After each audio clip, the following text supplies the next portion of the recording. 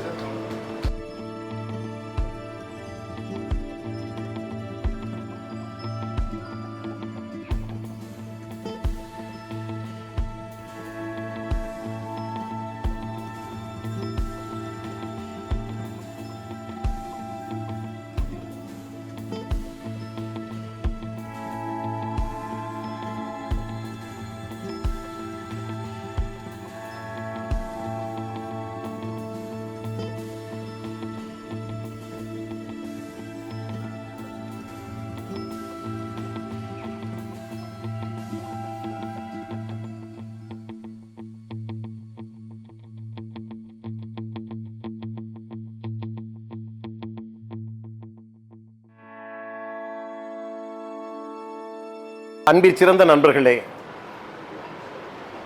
அனைவருக்கும் இனிய மாலை வணக்கம். அற்புதமான நிகழ்வு நடந்து கொண்டிருக்கிறது. சிவா யோக மையம், சிவா யோகா சென்டர் சார்பாக 10வது ஆண்டு விழாவும் மற்றும் சர்வதேச யோக தினத்தை முன்னிட்டு நிகழ்ச்சி இங்கே நடந்து கொண்டிருக்கிறது. சிவா யோகா மையத்தை பொறுத்தவரையிலே ஆண்டுக்கு ஆண்டு நல்ல வளர்ச்சியை புவனேஸ்வரி மேடம் அவர்கள் கொடுத்து கொண்டிருக்கிறார்கள் என்று நான் கருதுகிறேன். அதனால தான் நீங்கள் இப்போ இந்த அளவுக்கு ரொம்ப மகிழ்ச்சியோடு இருக்கிறீர்கள். மகிழ்ச்சியோடு மட்டுமல்ல, சிவயோக மையத்திற்கு சர்வதேச அளவிலே ஒரு பெயர் நிச்சயமாக அமையும் என்று நான் மனதார வாழ்த்துகிறேன். ஏன்னா நீங்கள் இப்போ இங்கே இருக்கிற எல்லாருமே நீங்கள் நிச்சயமாக எல்லா நாடுகளுக்கும் போயிடுவீங்க.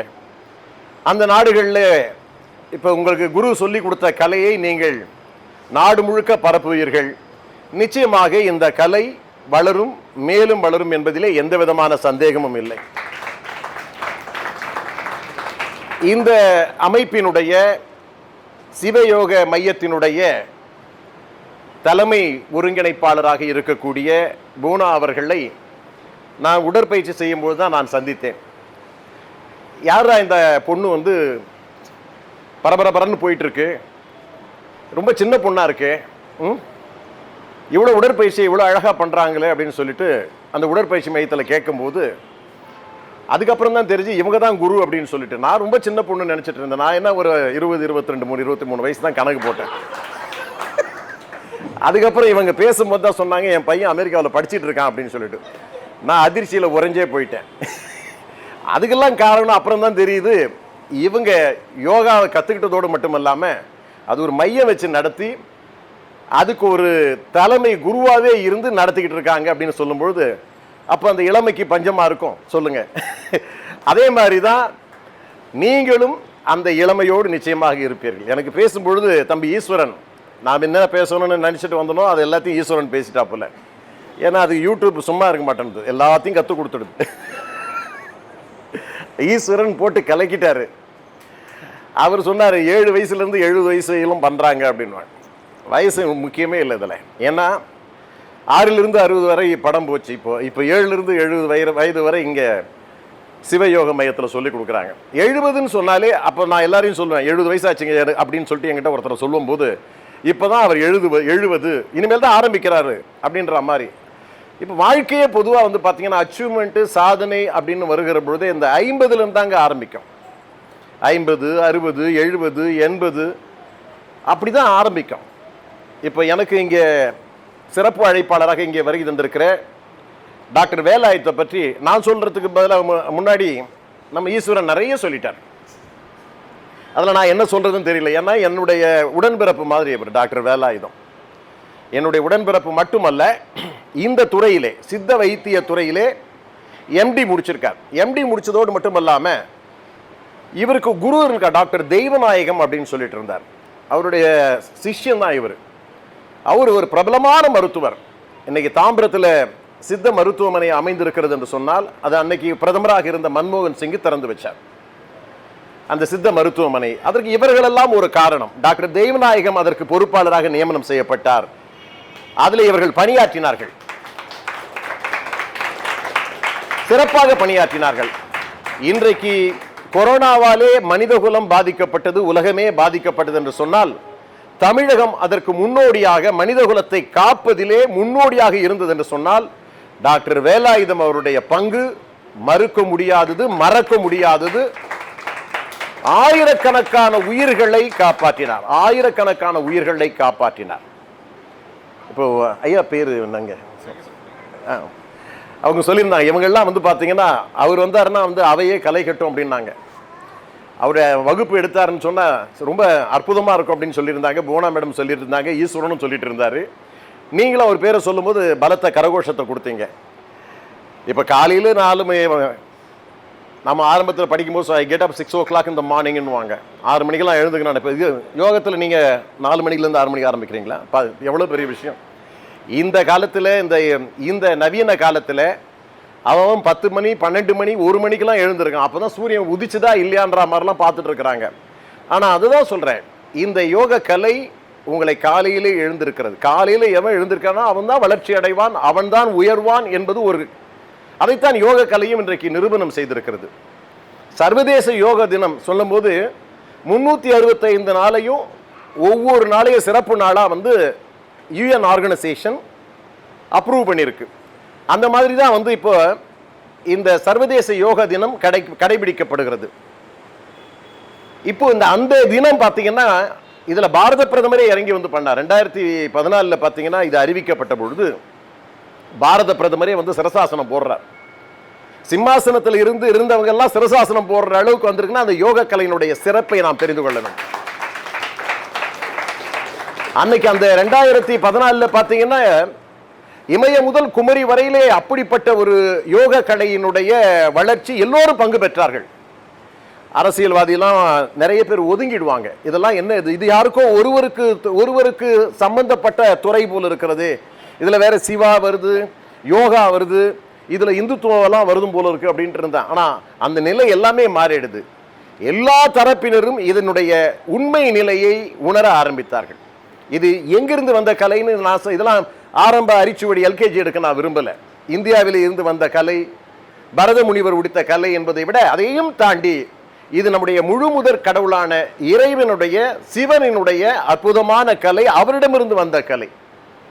அது மாத்திரமல்ல, அவர்கள் எப்படியெல்லாம் இதை கண்டுபிடித்திருக்கிறார்கள், எப்படியெல்லாம் ஆராய்ச்சி செய்தார்கள் என்று சொன்னால் மிருகத்தையும் பறவைகளையும் பார்த்து அதற்கு பிறகு எழுத்துப்பூர்வமாக நுணுக்கமாக ஆராய்ந்து இந்த கலையை உருவாக்கி இருக்கிறார்கள்.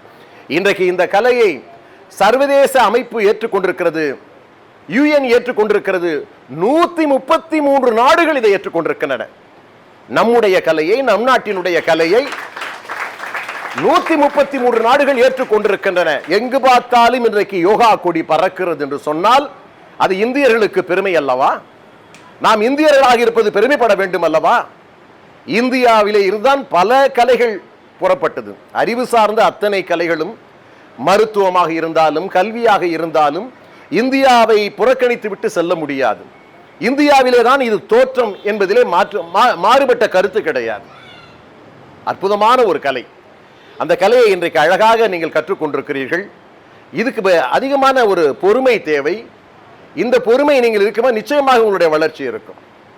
ஒரு பெரியவர் சொன்னார், இது எப்படி எந்தெந்த நேரத்தில் செய்யணும் அப்படின்னு சொல்லும்போது, காலையில் செய்யறது மாலையில் செய்யறது அப்படின்னும் போது, இல்லைங்க, இது வாழ்க்கையாகவே நடைமுறைப்படுத்தணும். உட்கார்றதுலேருந்து, நிற்கிறதுலேருந்து, படிக்கிறதுலேருந்து, உங்களுடைய செயல்பாட்டிலே இருந்து 24 மணி நேரம்னா அந்த 24 மணி நேரத்தையும் இந்த யோகத்தை அதிலே உட்புகுத்தி கொள்ள வேண்டும். இன்றைக்கு காலை நேரம் பார்த்து உங்களுக்கு கற்றுக் கொடுக்குறாங்கன்னு சொன்னால் அது நீங்கள் அடாப்ட் பண்ணிப்பீங்க. ஏன்னா உங்களுக்கு அது தெரியும். ஏன்னா இன்றைக்கு இருக்கக்கூடிய இளைய தலைமுறை இருக்குது பார்த்தீங்களா, எல்லாத்தையுமே அடாப்ட் பண்ணிக்கக்கூடிய ஒரு பக்குவம் நிறைந்தவர்கள். நீங்கள் பாருங்கள், இதை எந்த அளவுக்கு நீங்கள் கொண்டு போவீங்கன்னு சொன்னால் நிச்சயமாக. ஏன்னா இன்றைக்கு இந்த சமுதாயம் போதைப் பொருட்களாலே பாதிக்கப்பட்டிருக்கிறது, மதுவாலே பாதிக்கப்பட்டிருக்கிறது, தீய பழக்கங்களாலே இளைய சமுதாயம் முழுக்க முழுக்க பாதிக்கப்பட்டு கொண்டிருக்கிறது. அதிலிருந்து இப்ப மீண்டு வர்றதுக்கு இந்த யோக கலையை அவர்கள் உள்ளே நுழைந்து விட்டார்கள் சொன்னால் பெற்றோர்கள் கவலைப்பட வேண்டிய அவசியமே இல்லை. உங்கள் குழந்தைகள் அறிவிலும் ஆற்றலிலும் ஒழுக்கத்திலும் சிறந்து விளங்குவார்கள். ஒழுக்கத்திலும் சிறந்து விடுவார். நம்பிக்கையோடு நீங்கள் ஒருத்தரை நீங்க யோகாவை பயில உங்களுடைய குழந்தைகளை நீங்கள் அனுப்பினீர்கள் என்று சொன்னால் அது போதுமானது. இப்போ எனக்கு அதிகமாக இங்கே ஆண்கள் இல்லை. ஆண்கள் நிறைய பேருக்கு இது செய்யணும். ஏன்னா ஆண்களுக்கு அந்த பொறுமை வேணும். இன்னைக்கு நீங்க பெண்களாகி நீங்கள் இதில் ஆர்வம் காட்டிக் கொண்டிருக்கிறீர்கள் என்று சொன்னால் அதில் ஆண்களும் சரிசமமாக ஆர்வம் காட்ட வேண்டும். ஆனால் அதே நேரத்திலே பெண்கள் இன்றைக்கு பொறுமையை உணர்ந்து இதை கற்றுக்கொள்ள முயற்சி செய்கிறீர்கள் என்று சொல்லுகிற பொழுது எதிர்காலத்திலே பெண் சமுதாயம் தான் நிச்சயமாக எல்லாவற்றையும் தீர்மானிக்கக்கூடிய ஒரு சக்தியாக வரும் என்று சொன்னால் அதற்கு இந்த யோக கலை முக்கியத்துவம் வாய்ந்தது. அதாவது உடல், மனம், உணர்ச்சி, ஆத்மா இவைகளையெல்லாம் ஒருங்கிணைக்கக்கூடிய ஒரு பாலம், உறவு பாலமாக இந்த யோகா இருந்து கொண்டிருக்கிறது. இப்ப நாங்க பேசுறோம், நம்ம தொலைக்காட்சியில் ஒரு தலைப்பு கொடுத்தா அதை பத்தி நாம பேசுறோம். அது ஆனால் இதை உள்ளபூர்வமாக உணர்ந்து நாம் பேசுகிறோம். ஏனென்று சொன்னால் இது அவசியம், அத்தியாவசியம். ஒரு சமுதாயம் முன்னேற வேண்டும் என்று சொன்னால் ஒழுக்கம் முக்கியம். அந்த ஒழுக்கத்தை தரக்கூடிய வாழ்க்கை நெறியை நமக்கு சொல்லிக் கொடுக்கக்கூடிய இந்த யோகத்தை நீங்கள் அவசியம் கற்றுக்கொள்ள வேண்டும். தயவுசெய்து நீங்க மட்டும் கத்துக்கிட்டா கூட கூடாது, நீங்க இதை சொல்லுங்க, இளைய சமுதாயத்துக்கு சொல்லுங்க. இல்லைன்னா நீங்க தவறான பாதையிலே அவர்கள் சென்று கொண்டிருப்பார்கள். இன்றைக்கு இளைய தலைமுறை ஐடி ஃபீல்டுலாம் வந்துடுதுன்னு சொன்னோம்னா ஹாப்பி வீக்கெண்டு தான் கொண்டாடிட்டு இருக்கான். வெள்ளிக்கிழமை ஆயிட்டுமா அவன் காணாத போயிடுறான். வெள்ளி, சனி, ஞாயிறு தினத்திலும் ஒப்பிக்கிறான். அவன் எந்தெந்த இடத்துல மையங்கள் இருக்குதுன்னு சொன்னா, குடி மையங்கள் இருக்கிறது, ஆட்டம் பாட்டம் கொண்டாட்டம் எங்க இருக்குதுன்னு சொன்னா அவன் கரெக்டா சொல்லிடுறான். அவன் கேட்டா சொல்றான், இந்த 2 நாள் சார்ஜ் ஏறிச்சுக்கிட்டு மற்ற 7 நாள் 5 நாளை அவங்க ரெக்கவர் பண்ணுவாங்க. அதாவது இது தேவையில்லாத உடலை அவனுக்கு தூக்கம் இருக்காது. இன்சோமேனியா, டிப்ரெஷன், கவலை, ஆங்ஸைட்டி எல்லாமே இருக்கும். நீங்க பாத்தீங்கன்னா இங்க ஒரு தெரியும், அவர்கிட்ட நிறைய பேர் வர்றவங்க எல்லாருமே என்ன பண்ணுவாங்க, மூட்டு வலி, முழங்கால் வலின்றதை விட தூக்கம் வரல சார், ராத்திரியும் பகலமா எனக்கு தூக்கமே வர்றது கிடையாது சார் அப்படின்னா. தூக்கம் வர்றதுக்கு என்ன பண்ணுவான், தொலைக்காட்சியை போட்டு பார்த்துப்பான், டிவியை போட்டு பார்ப்பான். கையில் இன்னைக்கு டிவியை செல்போனை நோண்டுவாங்க. செல்போனை நோண்டாலே போதும் உங்களுக்கு தூக்கம் வராது. ஆனால் பல பேர் தூக்கம் வரலையேன்னு சொல்லிட்டு செல்போனை தான் நோண்டுவாங்க. செல்போனை நோண்டி டயர்ட் ஆகிட்டு அப்புறம் தூங்கும் போது அப்பா நம்ம செல்போனை பார்த்ததால தான் தூக்கம் வந்தது அப்படின்னு சொல்லிட்டு அது ஒரு தவறான ஒரு கணக்கு. இன்னைக்கு சித்த மருத்துவம், ஆயுர்வேதம், யுனானி, அதுக்கு பிறகு பார்த்தீங்கன்னா அலோபதி, இதுக்கெல்லாம் தூக்கமின்மைக்கு போய் மருந்து கேட்பாங்க. அவங்க ஏதோ ஒன்று எழுதி கொடுப்பாங்க. அதை சாப்பிட்ட பிறகும் நிறைய பேருக்கு அதுக்கு 10 mg, 20 mg, 30 mg, 50 mg எல்லா எம்ஜியும் போட்ட பிறகு கூட அது நிச்சயமாக குணமாகிறது கிடையாது. நான் ஒரு வாட்டி அது வேலாயத்துக்கிட்ட சொன்னேன், இதுக்கு என்னதான் தீர்வு அப்படின்னு சொன்னா, யோகாவுக்கு வாங்க, யோகா செய்யுங்க நீங்க அப்படின்னாங்க. இப்போ உங்களால நல்லா தூக்கம் வருமே? உங்களுக்கெல்லாம் நல்லா வருதுங்களா தூக்கம்? இல்லை, சத்தமா சொல்லுங்க. ஆமா, தூக்கம் நல்லா வரும். ஆனா காலையில எழுந்துக்கும் போது கவலைப்படுவீங்களா? இல்லை இவ்வளவு சீக்கிரமா எழுப்புறாங்களா கவலைப்படுறீங்களா? இல்லை, அது பழக்கம் ஆயிடுதுன்னு வச்சுங்க. அது ரொம்ப நல்ல விஷயம். எனக்கு கூட காலையில நான் செய்திகளும் நிஜங்களும் ஒரு நிகழ்ச்சி ஒன்று பண்ணிட்டு இருந்தோம் தொலைக்காட்சியில். அது காலையில் 7:30 to 8 வந்துடணும். அப்போ நான் என்ன பண்ணேன், நான் 4 மணிக்கெல்லாம் எழுந்துக்கணும். அப்போ அந்த நிகழ்ச்சியை நான் ஒத்துக்க மறுத்தேன். ஏன்னா தூக்கம் அற்புதமான தூக்கம். அதை போய் காலையில் 4 மணிக்கு எழுந்து 7:30 மணி வரையில நிகழ்ச்சியை முடிச்சுட்டு நம்ம எப்படி வர்றது அப்படின்னு சொல்லிட்டு, அதுக்கப்புறம் சரி ஒரு வாரம் செய்து பார்க்கலாமே அப்படின்னு சொல்லிட்டு அது ஒரு ஆர்வம் வந்துடுச்சு. அப்போ 4 மணிக்கு 3:30 மணிக்கெல்லாம் எழுந்து குளிச்சுட்டு அதுக்கப்புறம் போனால் அங்கே ஒரு 40 பேப்பர் இருக்கும். டெக்கான் கிரானிக்கல்ல இருந்து, டைம்ஸ் ஆஃப் இந்தியாவிலிருந்து, ஹிந்துல இருந்து, தமிழ் பத்திரிகைகள்ல இருந்து எல்லா பத்திரிகையும் ஒரு 40 பத்திரிகை இருக்கும். 40 பத்திரிகையும் நம்ம படிச்சுட்டு பக்கத்தில் ஒருத்தன் உட்காந்துருப்பான் விவாதம் பண்ணுறதுக்கு நம்மக்கிட்ட. அதுக்கப்புறம் வந்து இங்கேருந்து பிரதமர் வந்து அமெரிக்கா போகிறாருன்னா அதில் பேப்பரில் ஒரு காரணம் போட்டிருப்பான். நாம் அது உண்மையான காரணத்தை கண்டுபிடித்து நாட்டு மக்களுக்கு சொல்லணும். அதாவது 3வது அறிவு அப்படின்ற மாதிரி இன்னும் சொல்கிறீங்களே, இதில் வந்து 6வது அறிவு 7வது அறிவுன்னு. அறிவை பொறுத்தவரையில் 5 அறிவு இருந்தால் அது விலங்குகளுக்கு இருக்குன்றான். நமக்கு ஒரே ஒரு அறிவு தான் கூடுதலாக இருக்குன்னு நினைக்கிறேன். அந்த 7வது அறிவுன்னு வந்து போதி தர்மர் வந்து சொல்லிட்டு போனார். அப்புறம் 8வது அறிவு தான் என்னன்னு ஒருத்தன் கேட்டுட்டு இருக்கான். இப்போ என்ன பண்ணா, இந்த யோகா பண்ணிட்டாங்கன்னா இல்லை இங்கே 6 எங்களுக்கு பத்தாதுங்க, 7, 8, 9, 10 வரையிலும் நாங்கள் ஆராய்ச்சி பண்ணிக்கிட்டு இருக்கிறோம். அந்த நிதானம் போயிட்டு இருக்காங்க. அதை தான் வள்ளுவர் அதை அழகாக, வள்ளுவருடைய ஒவ்வொரு குரலையும் பார்த்து ஒருவேளை வள்ளுவரும் அவரை பார்த்தீங்கன்னா யோகா செய்கிற மாதிரி தான் அவருடைய சிலை வடிவமைக்கப்பட்டிருக்கு. அப்போ அவர் ஒரு சித்தர், வள்ளுவர் ஒரு சித்தர். அப்போ அவர் ஒரு குரல் எழுதுறாரு, வினைவலியும் தன்வலியும் மாற்றான் வலியும் துணை வலியும் தூக்கி செயல். ஆங்கிலத்தில் weigh the magnitude of the action, your own strength, the strength of your enemies, the strength of your allies, and then resort to action. ஒரு காரியத்தை செய்யும்போது அந்த காரியத்துக்கு எத்தனை பேர் ஆதரவாக வர்றான், எத்தனை பேர் எதிர்ப்பாக வர்றான், இதை செஞ்சால் சரியா இருக்குமா இல்லையா அப்படின்னு ஆராய்ச்சி பண்ணி நம்ம செய்யணும். அதுக்கு ஒரு அறிவு வேணும். அந்த அறிவு வேணும், நிதானம் வேணும், பொறுமை வேணும், அதற்கான ஆற்றல் வேணும். அப்போ அந்த ஆற்றல் எங்கிருந்து வருகிறது என்று சொன்னால், இது மாதிரியான தியானங்களின் மூலமாக. தியானங்களை சொல்றதுக்கு குரு அவசியமா? நாங்கெல்லாம் யூடியூப்பை பார்த்து கத்துக்கலாம் அப்படின்ற மாதிரி நிறைய பேர் நினைக்கிறாங்க. ஆனால் இதற்கு ஒரு குரு அவசியம்தான். அந்த குருலாம் சாதாரணமான குருக்களாக இருக்கக்கூடாது. இப்பெல்லாம் வந்து பார்த்தீங்கன்னா எல்லாம் கரன்சிக்காக இருக்கிற குருக்கள் நிறைய பேர் இருக்கிறாங்க. ஆனால் இன்றைக்கு கடமையே இருக்கக்கூடிய இப்படிப்பட்ட குருக்கள் உங்களுக்கு நிச்சயமா அவசியம். ஏன்னா எதுலையுமே ஒரு டெடிகேஷன், ஒரு அர்ப்பணிக்கிற உணர்வு என்பது முக்கியத்துவம் வாய்ந்தது. அர்ப்பணிப்பு என்பது முக்கியமானது. ஒரு துறையை தேர்ந்தெடுத்து கொண்டோம் என்று சொன்னால் அதற்கு முழுக்க வாழ்க்கையே அர்ப்பணிக்கிறாங்க. இப்போ இவர்களுக்கு என்ன பெருமை அப்படின்னு சொன்னா, நீங்கள் எல்லாம் மாணவிகள், எதிர்காலத்தில் நீங்க பெரிய குருக்களாக மாறுவீர்கள். இதுல அறிவு ஆற்றலிலே மட்டுமல்ல, எல்லா துறைகளிலும் நீங்கள் சார்ந்திருக்கிற ஒவ்வொரு துறையிலும் உங்களுக்கு நிதானம் புலப்படும், அறிவு மேம்படும், ஆற்றல் மேம்படும், சோம்பேறித்தனம் இருக்க போறது கிடையாது. அப்போ நீங்க இந்த தொழிலை செய்யலாமா கூடாதா அப்படின்னு செய்து, இந்த வேலையை செய்யலாமா இல்லையான்னு சொல்லிட்டு இந்த ப்ராஜெக்டை நீங்க ஒழுங்கா சப்மிட் பண்ணுவீங்களா இல்லையா? அப்போ உங்களுக்கு அந்த எனர்ஜி கிடைக்குதா இல்லையா? நான் கேட்கிறேன், உங்களுக்கு அந்த எனர்ஜி உங்களுக்கு இந்த யோகா மூலமாக கிடைக்கிறதா இல்லையா? நிச்சயமா கிடைக்கும். நம்ம சந்தோஷமா சொல்லலாம், ஏன்னா ஜாலியா இருக்கலாம். நீங்க ஏன்னா இவங்கெல்லாம் பார்த்தீங்கன்னா ரொம்ப ஜாலியாக இருப்பாங்க. அப்போ இவ்வளோ பெரிய குருவாக இருப்பாங்க, இவ்வளோ பெரிய யோகா விவகாரங்களை இவங்க கற்றிருப்பாங்க அப்படின்லாம் எனக்கு தெரியாது. அதில் பல பிரிவுகள் இருக்குது. 54 இவர் தான், நீங்கள் தான் சொன்னீங்க, 54, 58 ஏதோ சொல்லிட்டு இருக்கிறீங்க. ஆமாம், எல்லாவற்றையும் இப்போ இவங்களுக்கு எல்லாத்தையும் இவங்க குரு எல்லாவற்றையும் தெரிந்திருந்தால்தான் இவங்க குருவாக இருக்க முடியும். இப்போ டாக்டர் வேலாயத்துக்கு தெரியும், அவர் மருந்து மாத்திரை கொடுக்கறதுக்கு முன்னாடி சில யோகாலாம் நான் சொல்லி கொடுக்குறேன் அப்படின்னு சொல்லுவார். நான் தான் கேட்டேன், உங்களுக்கு எல்லா இந்த பிள்ளைகள்லாம் செஞ்சதெல்லாம் எல்லாமே தெரியுமான்னு சொன்னால் 1-2 தெரியாது, மீதி எல்லாம் எனக்கு தெரியும் அப்படின்னு சொல்லிட்டு இருப்பாங்க. பொதுவாக சித்த ஆயுர்வேதத்தில் இருக்கிறவங்களுக்கு இந்த யோக கலையை அதுவும் ஒரு கல்வி படிப்பு மாதிரி தான், அதை அவர்கள் கற்று வைத்துக் கொண்டிருப்பார்கள். அதனால இந்த அற்புதமான ஒரு இடத்துக்கு நீங்கள் வந்திருக்கிறீங்க. எனக்கெல்லாம் ஒரு கவலை, நாங்கள்லாம் வந்து இப்போ நாம் இறங்கி இதில் செய்ய முடியுமா அப்படின்ற ஒரு ஆற்றல் இருந்தாலும் கூட இப்போ நமக்கு அதிகமாக தேவை. நாங்கள் நினைக்கிற போதெல்லாம் அப்போ ஆரம்பத்திலலாம் வந்து பார்த்தீங்கன்னா அரசு பள்ளிக்கூடங்கள்லாம் வந்து சொல்லி கொடுத்துருந்தாங்க யோக கலையை. வந்து இந்த விளையாட்டு பிரிவு இருக்கும், விளையாட்டு பிரிவு, கல்வி பிரிவு இருக்கும்போது பார்த்தீங்கன்னா அப்போ சொல்லுவாங்க, அப்போல்லாம் சாதாரணமாக இந்த பட்சி மோசாசனம், ஜனு சிரசாசனம் இதெல்லாம் எங்களை பிள்ளைகளை பண்ண சொல்லுவாங்க. அதுக்கப்புறம் பார்த்தீங்கன்னா இப்போ பள்ளிக்கூடங்களில் விளையாட்டு திடலே கிடையாது. அப்புறம் சட்டம் போட்டு கும்பகோணத்தில் அந்த பள்ளிக்கூடம்லாம் எரிஞ்சதுக்கு பிறகு கண்டிப்பாக விளையாட்டு திடல் அவசியம் அப்படின்னு சொன்னாங்க. இப்போல்லாம் பார்த்தீங்கன்னா விளையாட்டு திடல் இருக்கா இல்லையா, ஏன்னா இங்கே பார்த்தீங்கன்னா ஒரு தெருவிலே அடங்கி போயிடுது. ஆனால் அந்த பீஸ் கொடுக்குறாங்க பாரு, அதுதான் பெருசாக இருக்குது, ஏகப்பட்ட பீஸ் வாங்குறாங்க. எனக்கு தெரிஞ்சு ஒருத்தன் இந்த பள்ளிக்கூடத்தில் தான் படிக்கணும் அப்படின்னு சொல்லி ஆசைப்பட்டான். அப்போ அவங்க வீட்டில் இருந்தாலும் 2 ஏக்கர் நிலத்தை விற்றுட்டு வந்து ஒரு வருஷம் ஃபீஸு கட்டிட்டு இருக்காங்க. ஊரில் 2 ஏக்கர் நிலத்தை விற்றாதான் இங்கே ஒரு வருடத்துக்கு ஃபீஸு கட்ட முடியக்கூடிய ஒரு சூழல் இருக்குது. அது மாதிரி இன்னைக்கு இந்த சமூகம், இந்த உலகத்தில் டிப்ரெஷன் எல்லாருக்குமே ஆகிப்போச்சு. நீங்கள் டாக்டரை பற்றி பேசிட்டு இருக்கீங்க, ஒரு பெரிய மருத்துவமனை, நான் பேர் சொல்ல விரும்பல, இது உண்மை சம்பவம், ஒரு பெரிய மருத்துவமனை. அந்த மருத்துவமனையில் பார்த்தீங்கன்னா டாக்டர்லாம் பொட்டு செத்து போயிட்டாங்க.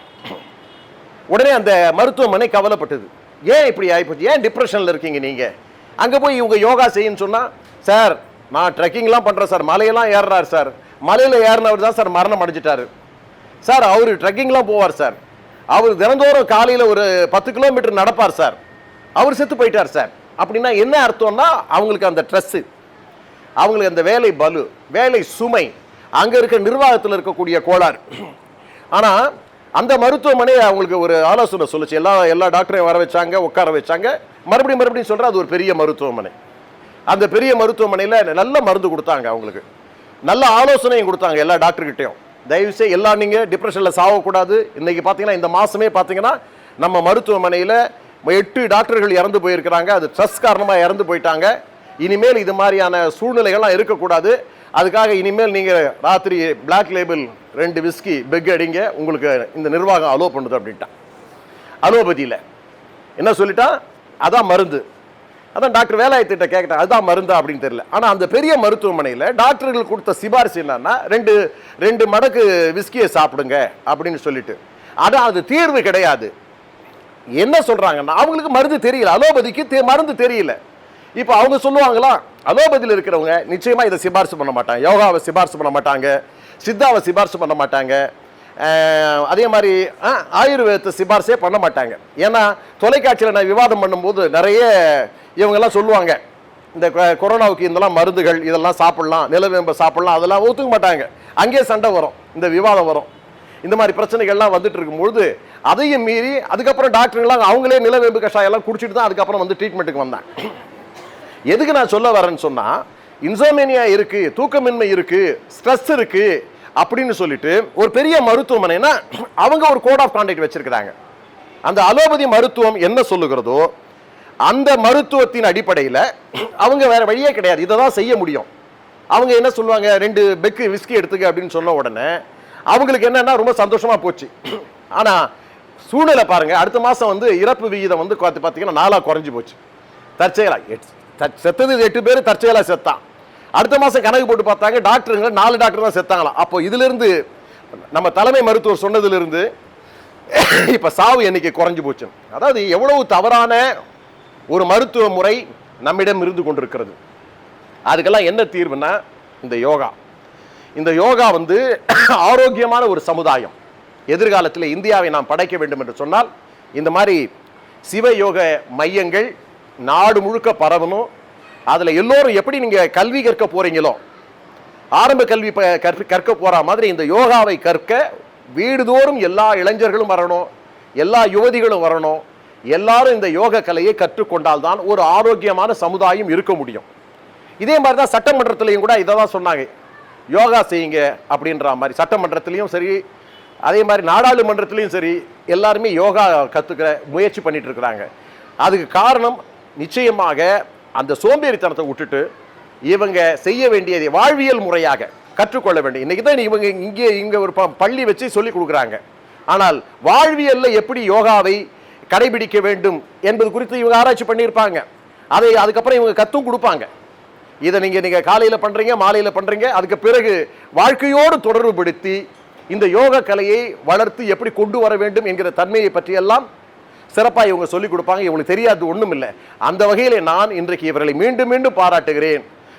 என்றைக்கு சர்வதேச UN அமைப்பு சொல்லியதோ அந்த 2014 நீங்கள் துவக்கி இருக்கிறீங்க. அப்படின்னா இவங்க உலகம் எங்கே போய் கொண்டிருக்கிறது, உலகம் உணர்ந்ததை, ஐநா சபை உணர்ந்ததை இன்றைக்கு புவனேஸ்வரி உணர்ந்து அன்றைக்கே இந்த மையத்தை ஆரம்பித்து இன்றைக்கு 10 ஆண்டுகளை நிறைவு செய்திருக்கிறார்கள். இந்த நாடு மறந்தாலும் அரசு மறந்தாலும் இனிமேல் இவங்க மறக்க மாட்டாங்க. இவர்களை போன்றவர்கள் ஆயிரக்கணக்கானவர்கள், லட்சக்கணக்கானவர்கள், இப்போ உங்களை போன்றவர்கள் எல்லாம் இன்றைக்கு எதிர்காலத்திலே கோடிக்கணக்கிலே நிச்சயமாக வந்து ஒரு ஆரோக்கிய சமுதாயத்தை, இதுதான் ஆரோக்கியம், இதை வைத்து நடைபோட வேண்டும் என்கிற ஒரு ஆரோக்கிய தன்மையை நாட்டுக்கு நீங்கள் எடுத்து சொல்வீர்கள். அந்த வகையிலே இது 10 ஆண்டுகள் இல்லை, 100 ஆண்டுகள் கழித்தும் சிறப்பாக செயல்பட வேண்டும் என்று வாழ்த்துகிறேன். அதே நேரத்திலே நீங்கள்லாம் எல்லா நாடுகளிலும் பரவுகிறீர்கள், நம்முடைய கலையை பரவ வேண்டும். நீங்களாம் புவனேஸ்வரி மேடம் மாதிரி நீங்களும் குருக்களாக இருந்து பல பேரை வழிநடத்த வேண்டும் என்று வாழ்த்தி விடைபெறுகிறேன். நன்றி, வணக்கம்.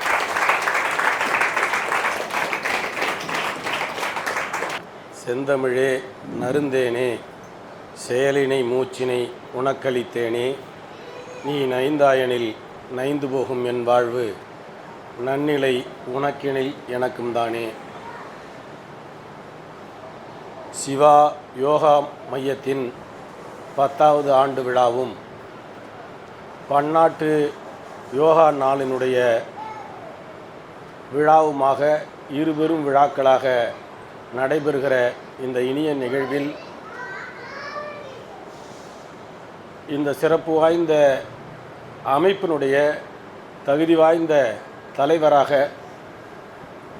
சிவமையத்துக்கு பொருத்தமான புவனத்தை ஆளுகிற ஈஸ்வரியாக இந்த மையத்தை ஆண்டு கொண்டு ஆளுமை செய்து கொண்டிருக்கிற, அதுவும் குறிப்பாக தம்மின் தம்மக்கள் அறிவுடைமை மாநிலத்து மண்ணுயிர்க்கெல்லாம் இனிது என்று வள்ளுவனுடைய வரிகளுக்கு செயல் வடிவமாக வாழ்ந்து கொண்டிருக்கிற அம்மையார் புவனேஸ்வரி அவர்களையும், அறத்தின் வழியே ஊடகத்தின் வழியே நாட்டு மக்களுக்கு நல்லதை தொடர்ந்து செயலாற்றி வருகின்ற என்னுடைய அன்புக்குரிய சகோதரர், நெஞ்சம் நிறைந்த தமிழ்நாட்டின் சக்தி வாய்ந்த ஆளுமைகளில் ஒருவராக திகழ்ந்து கொண்டிருக்கிற அண்ணன் CR பாஸ்கரன் அவர்களையும், மிகப்பெரிய நிறுவனத்தில் பொது மேலாளராக இருந்து கொண்டு உங்களுக்கெல்லாம் உற்ற தோழராக இருந்து உங்களோடு பழகி கொண்டிருக்கிற பெரியவர் அவர்களுக்கும், இந்த மையத்தினுடைய ஆசிரியர் பெருமக்களுக்கும், மாணவ மணிகள் அனைவருக்கும் என்னுடைய பணிவான வணக்கத்தை முதற்கண் தெரிவித்துக் கொள்கிறேன். இந்த சிவ யோக மையம் இன்றைக்கு யோகா என்பதை அறியாதவர்கள் இல்லை என்கிற அளவுக்கு அண்ணன் அவர்கள் சொன்னதைப் போல 120 நாடுகளை தாண்டி 133 புள்ளி விவரம். அண்ணன் எப்பயுமே புள்ளி விவரத்தில் தெளிவாக இருப்பார், ஏன்னா அவர் ஊடகத்தில் இருக்கார். அதனால் அகிலமெல்லாம் பரவி கொண்டிருக்கிற அற்புத கலையாக இந்த யோகக்கலை இருப்பதற்கு பல காரணங்கள். பல ஆயிரம் ஆண்டுகளுக்கு முன்னால் இந்த மண்ணில், இந்த தமிழ் மண்ணில் பதஞ்சலி என்கிற சித்தரும் திருமூலரும் உருவாக்கியதுதான் இன்றைக்கு பாரத பிரதமர் நரேந்திர மோடி அவர்களின் வழியாகவும் உங்களுக்கெல்லாம் திருமூலருடைய வடிவமாக, பதஞ்சலியின் வடிவமாக, இன்றைக்கு இங்கு குருவாக இருந்து வழிநடத்தி கொண்டிருக்கிற புவனேஸ்வரி அவர்களின் வழியாக எல்லாவற்றையும் வழிநடத்துகிறவர்கள் திருமூலரும் பதஞ்சலியும் தான். திருமூலர் இந்த தமிழ் மண்ணில் இன்னும் சிதம்பரம் அம்பலவாணன் உலகமெல்லாம் உலர்ந்து உவதற்கரியவன் சோதியானவன் அம்பலத்தில் ஆடுகிற அந்த நடராசனுடைய ஆலயத்தில் இன்றைக்கும் துயில் கொண்டிருக்கிற பெருமகன் தான் திருமூலர். திருமூலர் தான் இந்த யோகத்திற்கான வித்தை விதைத்தவர். அது தெளிவாக விதைத்தவர். ஒரு காலம் இந்த பாரத கண்டம் என்பது தத்துவங்களால், அண்ணன் அவர்கள் சொன்னதைப் போல ஒழுக்கங்களால் மிக பெரிய அளவில் கட்டப்பட்ட ஒரு மண் இந்த பாரத மண் என்று சொல்லப்படுகிற தமிழ் மண். பாரதம் முழுக்க ஒரு காலத்திலே தமிழ் மண் தான். அதுதான் நாவலம் தீவு தமிழகமாக, மொத்த இந்தியாவே தமிழகமாகத்தான் இருந்தது. திரிந்து திரிந்து வேறு மொழிகள், வேறு வேறு பண்பாடுகள் பரவி இருந்தது. எல்லாவற்றுக்கும் மூலம் தமிழ்தான். இந்த உலகத்தின் மையப்புள்ளி என்று இன்றைக்கு சொல்லப்படுகிற அறிவியல் ஆய்வாளர்களால் கடவுள் என்னால் என்ன என்று ஆய்வு செய்கிற பேரறிஞர்களால் எல்லாம் சுட்டிக்காட்டப்படுகிற இடம் அந்த நடராசனுடைய திருக்கூத்து ஆடுகிற மையப்புள்ளி தான். அந்த ஆட்டம்தான் கடவுள், அந்த ஆட்டம்தான் யோகம், அந்த ஆட்டம்தான் ஆசனம். அந்த ஆசனம் உருப்பெறுவதற்கு முன்பு, இந்த ஆசனங்கள் பழக்கத்திற்கு வருவதற்கு முன்பு உடலை பற்றிய பெரிய புரிதல் இந்த மக்களுக்கு இந்த மண்ணில் இல்லை. காயமே இது பொய்யடா, வெறும் காற்றடைத்த பையடா என்று புலம்பிக் கொண்டிருந்த ஒரு கூட்டம், வேதாந்திகள் கூட்டம், சித்தாந்திகள் கூட்டம் என்று பல பேர் பலவிதமாக, இது நவதுவாரங்களின் வழியாக கழிவுகளை கக்கி கொண்டிருக்கிற ஒரு பிண்டம் என்று உடலை பற்றி ஒரு பெரிய பொருட்டாக கருதாமல் இறைவன் அடி சேருவது அதுதான் இலக்கு, அதை மட்டுமே பேசிக்கொண்டிருக்கிற இருந்து கொண்டிருந்த சூழலில் நீங்கள் ஏன் பிறப்பெடுத்தீர்கள்? உங்கள் பிறப்பின் நோக்கம் என்ன? உங்கள் பிறப்பின் லட்சியம் என்ன? பிறந்து ஒரு ஆண்டிலே இறந்து விட்டால் இறைவன் அடியிலே சேர்ந்து விடலாம். ஏன் தொடர்ந்து வாழ்நாளை நீட்டிக்க வேண்டும்?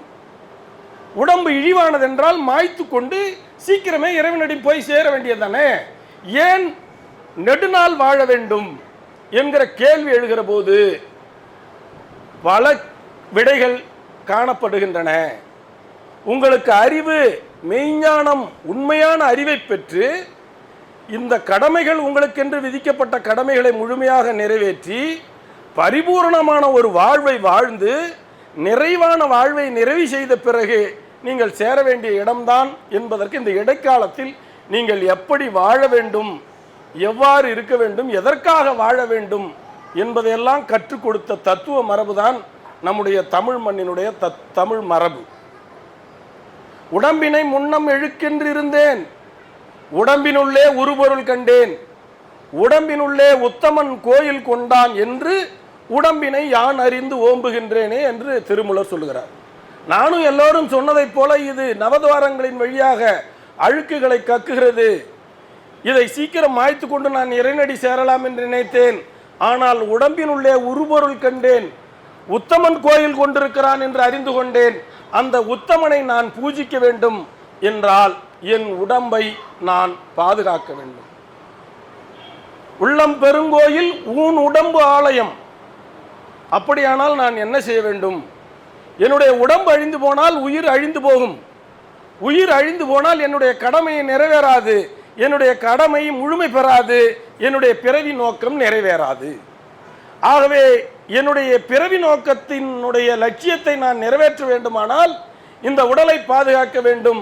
உடம்பார் அழியில் உயிரார் அழிவர், திடம்பட மெய்ஞானம் சேரவும் மாட்டார். உடம்பை வளர்க்கும் உபாயம் அறிந்தே உடம்பை வளர்த்தேன் உயிர் வளர்த்தேனே. அந்த உடம்பை வளர்க்கும் உபாயம் என்கிற வரி அடிக்கோடிடப்பட வேண்டிய வரி. உடம்பை வளர்க்கும் உபாயம் என்பது, உயிரை வளர்க்கும் உபாயம் என்பது இரண்டும் மிக முக்கியம். அப்போ உடலுக்கு எதெல்லாம் தேவை, உடலை எவ்வாறெல்லாம் பாதுகாக்க வேண்டும் என்று வருகிற போது இந்த உடல் எதலால் ஆனது என்று ஆய்வு செய்ய வேண்டும். இந்த உடம்பு நிலம், நீர், தீ, காற்று, ஆகாயம் என்கிற 5 பூதங்களால் கட்டமைக்கப்பட்டது. இந்த பேரண்டம் என்கிற உலகமும் 5 பூதங்களால் கட்டமைக்கப்பட்டது. 5 பூதங்களை தாண்டி 6வது பூதம் என்ற ஒன்றை இன்றைக்கும் அறிவியல் உலகம் சொல்லவில்லை. சுவை, ஒளி, ஊறு, ஓசை, நாற்றம் 5இன் வகை தெரிவான் கட்டே உலகு. இதான் வள்ளுவனுடைய வரி. இந்த 5 தத்துவங்களை தாண்டி உலகமும் இல்லை, உடலும் இல்லை. அப்ப இந்த அண்டம், இந்த பிண்டம் இரண்டையும் பொருந்த வாழ்வது என்பது இயற்கையோடு இயைந்து வாழ்வது. யோகம் என்பதனுடைய உண்மையான பொருள் பொருந்துதல் என்று பொருள், சேர்க்கை என்று பொருள். நீங்கள் எல்லாம் இங்கு செய்து காட்டியது ஆசனம், யோகம் அல்ல. யோகம் ஆசனத்தை தாண்டியது. இயமம், நியமம், எண்ணிலா ஆதனம், நயமுறு பிரணாயமம், பிரத்யாகாரம், சுயமிகு தாரணை, அயமுறும் அட்டாங்கம் யோகதுமாமே. ஈஸ்வரன் அவர்கள் சொன்னது போல அட்டாங்க யோகம் என்பது 8 நிலைகளை, படிநிலைகளை தாண்டிய யோகம். இதுல முக்கியமான 2 ஆசனம் என்கிற நீங்கள் எல்லாம் செய்து காட்டிய இந்த ஆசனம், அதுக்கு பிறகு பிரணாயமம். இந்த 2ம் மிக முக்கியமானது. மற்றவையெல்லாம் பெரிய தத்துவமாக போகும். நான் விளக்கணும்னா நேரம் போதாது, நாள் போதாது. அதனால இயமம், நியமம் எல்லாம் உங்களுக்கு வகுப்புல சொல்லி கொடுத்திருப்பார்கள். அதுக்குள்ளெல்லாம் நான் போக விரும்பவில்லை. இந்த பிரணாயமம் என்பதனுடைய முக்கியத்துவம் மிக மிக முக்கியமானது. ஆசனம், இந்த 2 வழியையும் திருமூலர் கை கொள்கிறார். அந்த உடம்பை வளர்க்கும் உபாயம் என்பதில் மூச்சு பயிற்சி மிக மிக முக்கியமானது. மூச்சு பயிற்சி என்பது மிகப்பெரிய ஒரு கம்பசூத்திரமோ பெரிய வராத கலையோ இல்லை என்பதை சிவா யோகா மையம் போன்ற மையங்கள் எளிமையாக்கி மக்களுக்கு கொண்டு சென்று கொடுப்பதில் என்னை போன்றவர்கள் மிகுந்த மகிழ்ச்சி அடைகிறோம். அதற்கு நாங்கள் பாராட்டை தெரிவிக்கிறோம். ஏற்றி இறக்கி இருகாலும் பூரிக்கும், காற்றை பிடிக்கும் கணக்கறிவார் இல்லை. காற்றை பிடிக்கும் கணக்கறிவாளருக்கு கூற்றை உதைக்கும் குறியதுவாமே. ஏற்றி உங்களுக்கு எல்லாம் சொல்லி கொடுத்துருப்பாங்க. பூரகம், கும்பகம், ரேசித்தல் எல்லாம் உள்ள சப்ஜெக்டை நான் போல மேலோட்டமாக தொட்டு காட்டுக்கொண்டே போகிறேன். இந்த பூரகம், கும்பகம், ரேசகம் இந்த 3ஐயும் சூத்திரத்தின்படி 1, 4, 2 என்கிற வகையில் நீங்கள் கடைபிடித்தால், காற்றை பிடிக்கும் வித்தையை நீங்கள் அறிந்து கொண்டால், யமன் என்கிற கூற்றுவனை எதிர்த்து உரைக்கக்கூடிய ஆற்றல் உங்களுக்கு வந்துவிடும். அப்படியானால் உங்களை சாவு நெருங்காது. யமன் தான் சாவை கொண்டு வருவான். அவனை எட்டி உதைக்க வேண்டுமானால் உங்களுக்கு காற்றை பிடிக்கும் சூத்திரம் தெரிந்திருக்க வேண்டும். அப்போ பிராணாயாமத்தினுடைய மிக முக்கியத்துவம் கொரோனா காலத்தில் நான் சொன்னேன், பல கூட்டங்களிலே சொன்னேன். இந்த பிராணாயாமம் என்கிற மூச்சு பயிற்சியை எஸ்பி பாலசுப்ரமணியம் விவேக்கும் செய்திருந்தால் இப்படிப்பட்ட மகத்தான கலைஞர்களை நாம் இழந்திருக்க மாட்டோம். ஆக்சிஜன் சிலிண்டருக்காக இந்த தமிழ்நாடு அலைந்த கேவலத்தை நாம் வாழ்ந்த காலத்திலே பார்த்தோம். இந்த நுரையீரல் என்கிற அற்புதமான கருவியை இயக்குகிற பயிற்சியை இந்த தமிழ் சமூகம் அறிந்திருந்தால் இத்தனை மரணங்களை சந்தித்திருக்காது. மரம் செடி கொடி இயற்கை தந்த இந்த கொடைகளை எல்லாம் நாம் நேரடியாக வாசல்களை திறந்து காற்று திறங்கள் வாசலை திறங்கள் வந்திருந்தால் நாம் உள்வாங்கி இருந்தால் சிலிண்டருக்கு அழைந்திருப்போமா? எவ்வளவு பெரிய மடத்தனமான ஒரு நவீன அறிவியல் யுகம் என்கிற பெயரில் ஒரு கண்ணாடி கூண்டுகளில் 4 சுவர்களில் அடைக்கப்பட்டதில் பல உயிர்களை இழந்தோம். இந்த ஏற்றி இறக்கி இருகாலும் பூரிக்கும் காற்றை பிடிக்கும் கணக்கறிவார் இல்லை கூற்றை உதைக்கும் குறியதுவாமே. பாரதி சொல்லுகிறான், நானும் ஒரு சித்தன் இந்த மண்ணில் வந்து உதித்தேன். பாரதி ஏன் தன்னை சித்தன் சொன்ன தெரியுமா? காலா என் காலருகே வாடா, உன்னை என் காலால் எட்டி உதைக்கிறேன். சித்தனாக தன்னை வரித்து கொண்டவன் தான் யமனை எதிர்க்கக்கூடிய ஆற்றல் படைத்தவனாக முடியும். அப்போ நாள்தோறும் மூச்சு பயிற்சி என்பது மனிதர்களுடைய நாள் ஒழுக்கமாக மாற வேண்டும். அண்ணன் சொன்னார் பார்த்தீங்களா, ஒழுக்கம் என்பது ஒழுங்காக சட்டை போட்டு கொண்டு இருப்பது அல்ல, ஒழுங்காக பழகுவது அதெல்லாம் மட்டுமல்ல. நாள் ஒழுக்கம் கால ஒழுக்கம் என்று 2 ஒழுக்கம் உண்டு. காலையில் அண்ணன் சொன்னதை போல 4:30 6 மணி என்கிற பிரம்ம முகூர்த்தத்தினுடைய சிறப்பு. அதில் நீங்கள் காலையில் எழுகிற போது அதில் ஏற்படுகிற நன்மை, மாசு இல்லாத காற்று, ஒளி மாசு இல்லாத சூழல். இந்த நேரத்தில் நீங்கள் செய்கிற மூச்சு பயிற்சி மிகச்சிறந்த பயனை தரும். இதுதான் நாள் ஒழுக்கத்தின் தொடக்கம். இந்த உடல், இந்த யோகமும் ஆசனமும் பிராணாயாமம் இதெல்லாம் சிந்தனை தியானம் இதெல்லாம் செய்கிறோம். ஆனாலும் இந்த உடல் அவதிக்குள்ளாகிறது. ஏன் இந்த உடல் அவதிக்குள்ளாகிறது? உணவும் செயலும் சரியில்லை. உணவாதி செயல்கள் தான் எல்லா நோய்க்கும் காரணம் என்று சித்த மருத்துவம் சொல்லும். உணல் செயல் ஒழுங்காக இல்லை, நிரல்படுத்தப்பட்டதாக இல்லை, நெறிமுறையாக இல்லை. உணவும் நெறிமுறையாக இல்லை. உணவு தட்டு தடுமாறி நாகரிக மோகத்தில் முழுமையாக சென்னையினுடைய வீதிகள் எல்லாம் எங்கே போனாலும் நீங்கள் McDowell, Domino's, pizza, Maggi, noodle, food கோர்ட்டுன்னு போட்டு கன்றாவி கூத்து நாள்தோறும் இந்த நகரம் என்கிற நரகத்தில் அரங்கேற்றி கொண்டிருக்கிற அவலத்தை சகித்து கொள்ள முடியவில்லை எங்களை போன்றவர்களால்.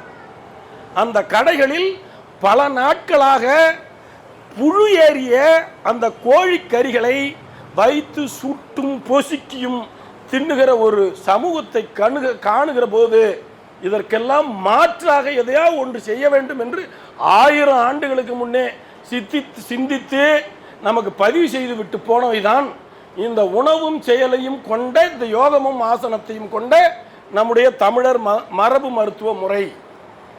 அப்போ உணவில் என்னென்னலாம் நீங்கள் காலை உணவாக எதை எடுத்துக்கொள்ள வேண்டும், காலை உணவில் எப்படி நீராகாரங்களாக எடுத்துக்கொள்ள வேண்டும், ஆவியில் வந்ததை எடுத்துக்கொள்ள வேண்டும், எப்படியெல்லாம் எடுத்துக்கொள்ள வேண்டும் அதை எடுக்கணும். அவர் குறிப்பிட்டதை போல அதுக்கு பேரே வெள்ளைக்காரனே என்ன வச்சுருக்கான், பிரேக்ஃபாஸ்ட்னு வச்சுருக்கான்.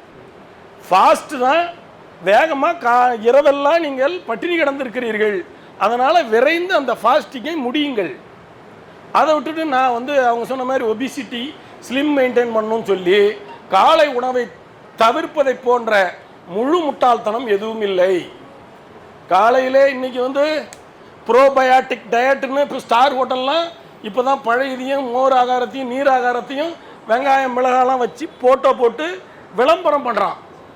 நம்ம ஊரில் நம்ம தாத்தா பாட்டிலாம் சொன்னபோது அதெல்லாம் நாங்கள் இட்லி தான் சாப்பிடுவோம் அப்படி மெதுவாக கொஞ்சம் கொஞ்சமாக இட்லி தோசையிலேருந்து போய் அதுக்கு பிறகு பிரெட்டு பிஸான்னு இப்போ நியூடுல்ஸில் போய் நிற்கிறான்.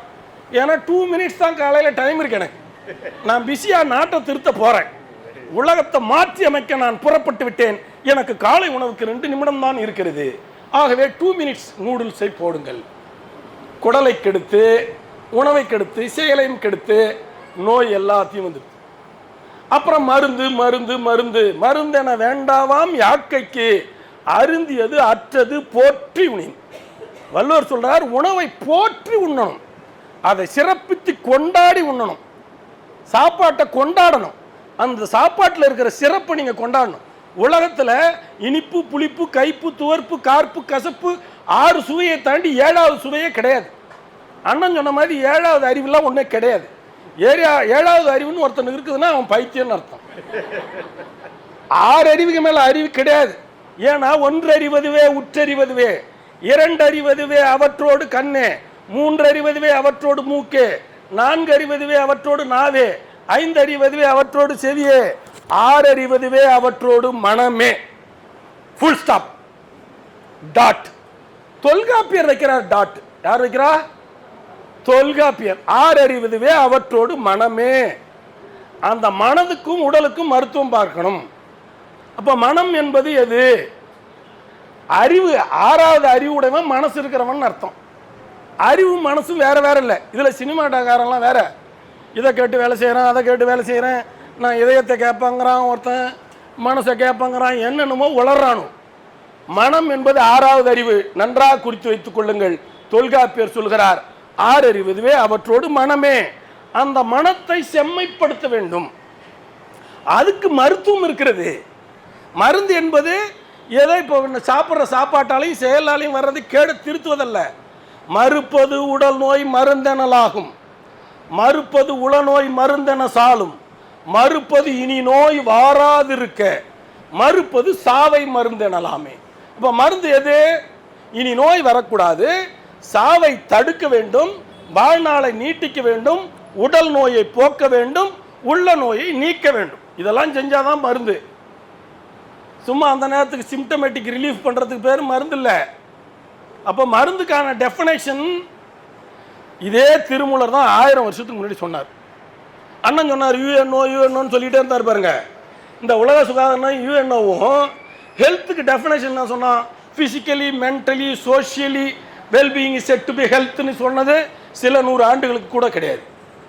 1000 ஆண்டுகளுக்கு முன்னால் நம் முப்பாட்டன் திருமூலன் சொன்னது இந்த மருந்து. மருந்து நல்ல மருந்து, இந்த வைத்தியநாதன் தந்த மருந்து. வள்ளலார் சொல்றார். யார் வைத்தியநாதன்? இந்த சிவ யோகத்தின் மையத்தினுடைய தலைவன் ஆதி யோகி சிவன். சிவன் யாருங்க? அவரு பெரிய இவருங்க, அவரு பெரிய லாடுங்க, அவரு இமாலயாவில் இருக்காருங்க, அவர் அவங்க ஒய்ஃபோட பேசிக்கிட்டு இருப்பாருங்க, புவனேஸ்வரியோட. ஈஸ்வரி தானே? புவனத்தின் ஈஸ்வரி. லார்டு சிவாவும் இப்போ புவனேஸ்வரிக்கும் சம்பந்தம் இருக்குல்ல, அவர் அங்கே இருப்பாருங்க. அப்புறமா அவருடைய எல்டர் சன் வருவாருங்க, அப்புறம் யங்கர் சன் வருவாருங்க. எல்லாரும் குரூப் ஃபோட்டோலாம் எடுப்பாங்க, அதை எல்லாரும் வீட்டுக்கும் பிரிண்ட் அவுட் கொடுப்பாங்க. இப்படிலாம் சொல்கிறாங்க. சிவன் என்பவர் அது சிவனா? நிறைய கேள்விகள் இருக்குது, அதுக்கெல்லாம் பதில் சொல்லுவார்னு ஈஸ்வரன் சொன்னார். மறுபடியும் ஈஸ்வரனே தான் வராரு பாருங்க. சிவன் என சீவன் என வேறில்லை, சீவன் சிவனாரை அறிகிலர், சீவன் சிவனாரை அறிந்தபின் சீவன் சிவனாய் இருப்பரே. யாருங்க சிவன்? நீங்க சிவன், நான் சிவன், அவர் சிவன், அவங்க சிவன். எப்போது சீவன் சிவனாகும்? ஜீவன் என்கிற உயிர் சிவம் என்கிற நிலையை அடையணும்னா உங்களை உடலாலும் உள்ளத்தாலும் தகுதிப்படுத்திக் கொள்ள வேண்டும். அதுக்கு செயலையும் உணவையும் ஒழுங்குபடுத்திக் கொள்ள வேண்டும். செயலை உங்களுக்கு ஒழுங்குபடுத்துவதற்கு இந்த ஆசனங்கள் உதவி செய்கின்றன. இதில் நிறைய இப்போ வருமுன் காத்தலுக்கு நிறைய ஆசனம் இருக்குது. பொதுவாக சொன்னாங்க, சார் ரொம்ப நல்லா சூரிய நமஸ்காரம் பல விதமாக 54 யோகா பண்ணுவார் அப்படி. சூரிய நமஸ்காரம் தான், அதாவது காலையில் 1000 கரங்கள் நீட்டின்னு அண்ணன் பாடினா அருமையாக பாடலாம் பாடுவார். 1000 கரங்கள் நீட்டி அணைக்கின்ற தாயை போற்றி, தாயினும் சாலப்பறிந்து நமக்கு அருள் பாலித்து கொண்டிருக்கிற பெருங்கடவுள் சூரிய கடவுள். அந்த சூரியன் இல்லை என்றால் இந்த புல் பூண்டு எதுவும் இல்லை, நாம் சாப்பிடுகிற காய் சோறு எதுவும் இல்லை, எல்லாத்துக்கும் ஆதி சூரியன். அந்த சூரியனுக்கு நன்றி தெரிவிப்பது என்பது ஒரு அடிப்படை மனித பண்பு. ஒரு மனத்தின் உயர் குணம் என்பது நன்றி உணர்தல். ஏன்னா என் நன்றி கொண்டார்க்கும் உய் உண்டு, செய் நன்றி கொன்றவருக்கு இல்லை. சூரியன் இல்லைன்னா இது இந்த ஏதாவது பச்சை புல் பூண்டு ஏதாவது நெல் சோறு காய் கீரை பழம் எதுவும் கிடைக்காது. வழக்கமாக நீங்கள் கொய்யா பழம் பப்பாளி பழம் சாப்பிட மாட்டீங்க. ஆனால் ஸ்ட்ராபெரியாவது சாப்பிட்றதுக்கும் சூரியன் தேவை. அந்த ஸ்ட்ராபெரியில் என்ன இருக்கோ உலக சுகாதார உலக சர்வதேச ஆய்வு மையங்கள்லாம் கொய்யா பழம் தான் இருக்கிறதுல ஊட்டச்சத்து நிறைந்ததுங்கிறான். நம்ம பசங்களுக்கு கொய்யா பழம் வாசனையே பிடிக்காது. ஸ்ட்ராபெரி, பிளாக்பெரி, இப்படி பல பெரி, என்ன ப்ளூபெரி சொல்கிறா பாருங்க. அதனால் இந்த அவகோடோ இதெல்லாம் காசு கொழுத்து போனதுனுடைய வேலை. நீங்கள் புற்றுநோயை தடுக்க வல்லது மாதுளம்பழம், பெண்களின் மாதவிடாய் கோளை சீராக்குவது மார்பக புற்றுநோயை தடுக்கக்கூடியது மாதுளம்பழம். இதெல்லாம் விட்டுட்டு ஸ்ட்ராபெரி தின்னா எப்படி வரும்?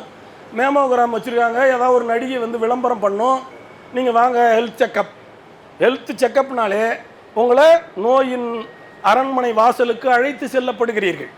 வாங்க வாங்க உள்ளே வாங்க, சும்மாங்கிற ஆளை கூட்டு போய் செக்கப் பண்ணி என்ன தொந்தரவு வருதோ அப்போ மருத்துவரை நாடணும். சும்மாவே நீங்களாக போய் வாண்டடாக வடிவேல் மாதிரி வண்டியில் ஏறக்கூடாது. 400 அப்படி தான், எனக்கும் பிபி இருக்குது, எனக்கும் சுகர் இருக்குது, எனக்கு அபோவ் 40, இதெல்லாம் ஒரு எலிஜிபிலிட்டி, இப்படி பலது.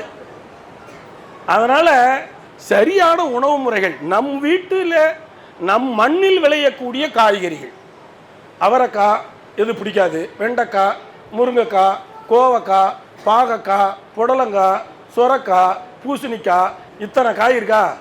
நம்ம வீட்டில் இதெல்லாம் செய்கிறாங்களா பாரு. நம்ம வீட்டில் என்னெல்லாம் செய்கிறாங்க? உருளைக்கிழங்கு, காலிஃப்ளவரு, கோஸு, நூக்கோல், சவுச்சவ்வு இதெல்லாம் தான் செய்வோம். ஏன்னா இதெல்லாம் தான் வெட்டுறதுக்கு ஈஸி, செய்யறதுக்கும் ஈஸி.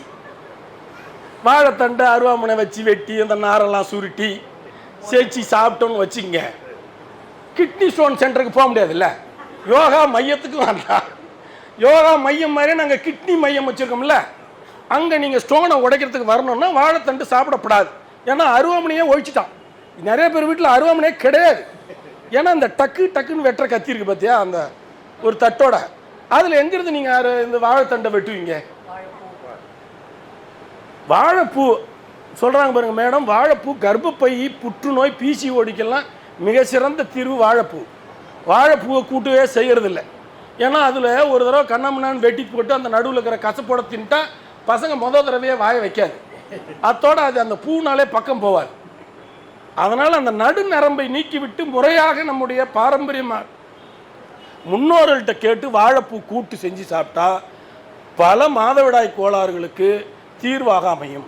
அப்போ நம்மூர் காய்கறி, நம்மூர் பழம், நம்மூரினுடைய பழக்க வழக்கம், நம்மூருடைய ஆசன முறைகள், நம்மூரினுடைய பண்பாடு, நம்மூரினுடைய உடை, நம்மூரினுடைய இதெல்லாம் நீங்கள் பின்பற்ற இதை உலகம் பூரா இருக்கிறவன் பின்பற்ற தொடங்கிட்டான்.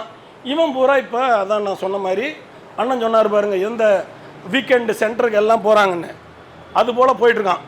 அது போல் ஒரு கூட்டம் போயினே தான் இருக்கும். அது ஒன்றும் நம்ம தடுக்க முடியாது. அப்புறமா அவன் போய் யூட்டர்ன் அடித்து வருவான்.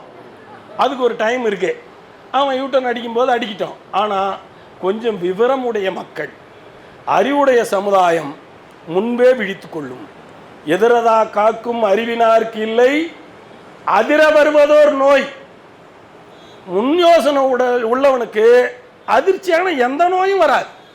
முன் யோசனையோடு நீங்கள் எவ்வளோ மூச்சு பயிற்சி செய்கிறீங்க, பத்மாசனத்தில் அமருகிற பொழுது லம்பார் ஃப்ளக்ஸஸ்லேருந்து சர்க்குலேஷன் உங்களுக்கு கீழே போகாது, அப்படியே பிளாக் ஆகி மேலே வந்துடும். ட்ரங்க்